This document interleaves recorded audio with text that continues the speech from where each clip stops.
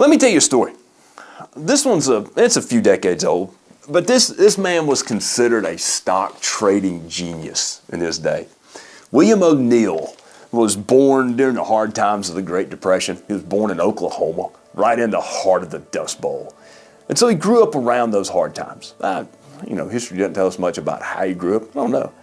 But I know that he started his financial career in 1958 with Hayden Stone and Company. He became a stockbroker.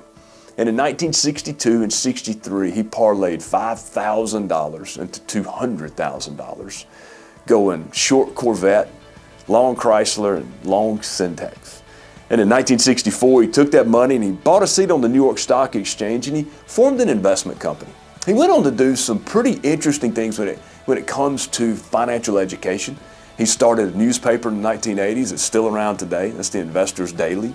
He wrote a book, How to Make Money in Stocks, describing his trading style for anyone that wanted to copy it. First off, who doesn't like that title, How to Make Money in Stocks?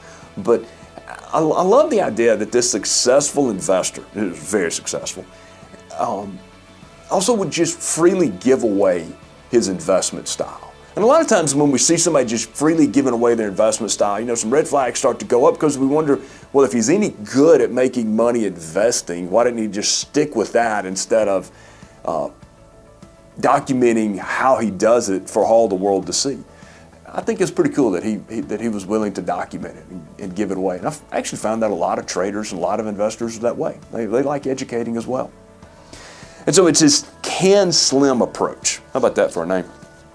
To trading stocks that I think this is worth us talking about. And this was his exact formula that he used. But I think that before we get into it, there's two very important lessons that we should look at. Number one, if you want to trade, you want to have a long-term or short-term investing system, you must have a system. Throwing money at the markets and hoping for a profit does not work out well for very long. Typically, that wipes you out. And number two, you can read and study many systems that you want to. Don't have an ego about copying someone else's system. Copy it. Or take it and modify it and mold it into your personality and your risk tolerance to fit your goals. That's extremely important. What do you want to accomplish in investing or in a trading system? What do you want to accomplish if you're trading stocks? It's a question you should ask yourself. But the CAN-SLIM method, let's talk about how O'Neill chose a pool of stocks to invest in. It stood for this. This is an acronym. C equaled current earnings per share. What was the quarterly earnings per share? And they must be positive by 20 to 50% on a year-over-year basis. What this is indicating is the company you're investing in actually growing?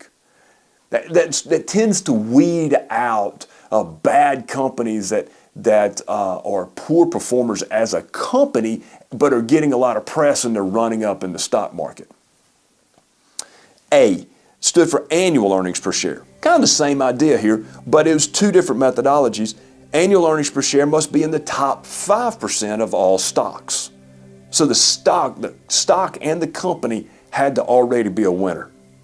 N stood for new highs of a new high price.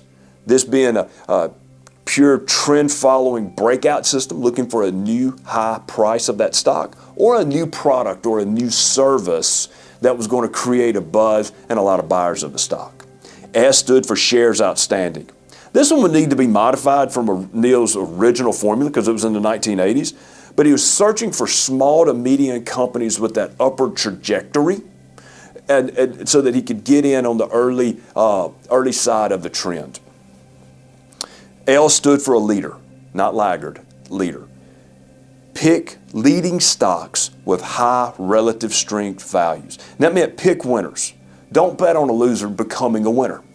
I, institutional sponsorship. So institutions like mutual funds, pensions, hedge funds, banks, etc., large buyers that already bought into the company to maintain their portfolio, they're going to be buying more shares in the future. It's always a good sign in a stock.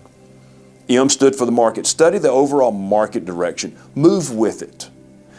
And in my opinion, market price and volume are the best indicators of this. What direction, what's the overall direction of the market? If you want to study, or excuse me, trade stocks, you want to look at the overall direction of the market itself. And you know, O'Neill's last rule was to manage risk. It wasn't a part of that can slim method, but O'Neill used a maximum 7% stop loss on all of his positions. He didn't hold a position long if it moved against him. He cut his losers fast. So how good was he? Well, from the late 70s to the late 90s, he averaged over 40% a year. That's pretty good. Not bad at all. And I imagine that there was some leverage in there, and I imagine that there was some hedging taking place in there as well. But even if it wasn't, he had to have doubled his returns, double-digit returns every year to accomplish that 40% a year. He's good. And if you're interested, you should go read his book, How to Make Money in Stocks. For disclosure and citation information, please go to www.soundfsg.com/disclosures.